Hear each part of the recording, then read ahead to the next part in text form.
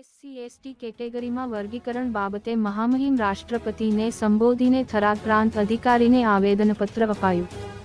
અનુસૂચિત જાતિ જનજાતિ સમુદાય માટે અનામતનું વર્ગીકરણ કરવા બાબતે માનનીય સુપ્રીમ કોર્ટ દ્વારા અપાયેલ જજમેન્ટ વિરુદ્ધ ભારત બંધના એલાનને સફળ બનાવવા સમસ્ત અનુસૂચિત જાતિના વિવિધ સંગઠનોના પ્રતિનિધિઓ કોંગ્રેસ અગ્રણી નરસિંહભાઈ જયપાલ ગુલાબસિંહ રાજપૂત પૂર્વ ધારાસભ્ય થરાદ રાજકીય અને સામાજિક અગ્રણીઓ અને વાવ સુઈગામ અને થરાદના દલિત બંધુઓ સહિત બહોળી સંખ્યામાં ઉપસ્થિત રહી થરાદ ખાતે ડોક્ટર બાબા સાહેબ આંબેડકરની પ્રતિમાને ફૂલહાર કરી ત્યાંથી બહોળી સંખ્યામાં રેલી સ્વરૂપે થરાદ પ્રાંત અધિકારીની કચેરીએ જઈ વિવિધ માંગણીઓ સાથે પ્રાંત અધિકારીને આવેદનપત્ર આપ્યું હતું। બંધનું જે એલાન આપેલું હતું એમાં વાવ થરાદ સુઈગામ અને બધા તાલુકાના દલિત સમાજ અને SC/ST સમાજના બધા જ લોકો ભેગા થઈને અહીંયા નાયબ કલેક્ટરને આવેદનપત્ર આપ્યું છે। એ આવેદનપત્ર રાષ્ટ્રપતિ શ્રીને પહોંચાડવાનું છે, કારણ કે વારંવાર આવી સુપ્રીમ કોર્ટ વારંવાર આવી રીતે દલિત સમાજ સાથે અને આદિવાસી સમાજ સાથે જો આવી રીતે કરશે તો આવનારા સમયમાં ભયંકર પરિસ્થિતિ ઊભી થશે અને ત્યારે દેશની અંદર વાતાવરણ તંગ થશે। ત્યારે દલિત સમાજના આગેવાનોને કહેવામાં આવશે કે ભાઈ દલિત સમાજના આગેવાનો તમે આ પ્રજાને થોડી સમજાવો,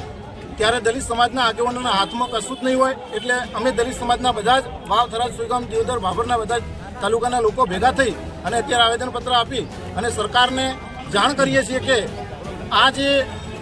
દલિત સમાજ સાથે જે અન્યાય થઈ રહ્યો છે આ અન્યાય રોકવા માટે અલગથી સંસદ સત્ર બોલાવી અને કોંગ્રેસ હોય કે ભાજપ હોય એ કોઈ પણ પક્ષના અમે કોઈ પક્ષની વાત કરતા નથી, પણ બંને પક્ષના સાંસદો ભેગા થઈ અને આ જે અન્યાય થઈ રહ્યો છે આ અન્યાયને રોકવા માટે કોર્ટને પણ સુપ્રીમ કોર્ટને પણ કહેવું જોઈએ।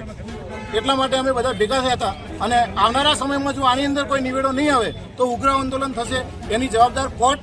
રહેશે। જય ભીમ સાથીઓ, આજ તારીખ 21/8/2024ના રોજ જે સર્વ સંસ્થાનો તરફથી ભારત બંધનું એલાન આપવામાં આવ્યું હતું એ સંદર્ભે અમો SC સમાજના આગેવાનશ્રીઓ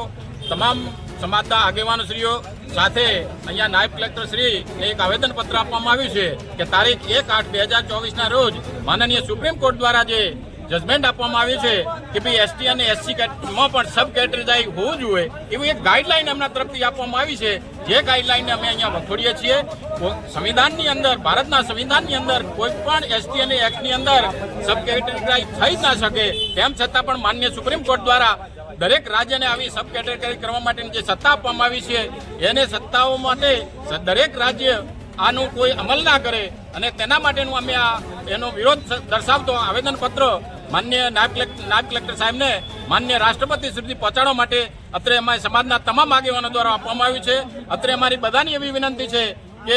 માન્ય સુપ્રીમ કોર્ટ દ્વારા વારંવાર આવા ST અને SC સમાજ દ્વારા એમને કન્નડ કરતા સુપ્રીમ કોર્ટના જજમેન્ટો આપવામાં આવે છે જે ખરેખર હિતવાર નથી। માટે આવા કોઈ પણ સબ કેટેગરી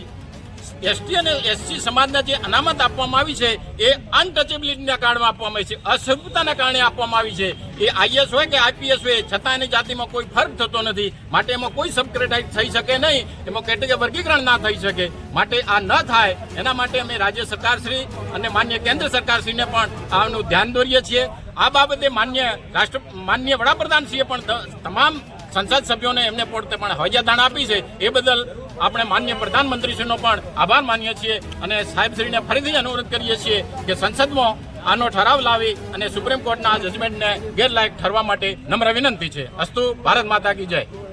અહેવાલ વેરસીભાઈ રાઠોડ, બનાસકાંઠા।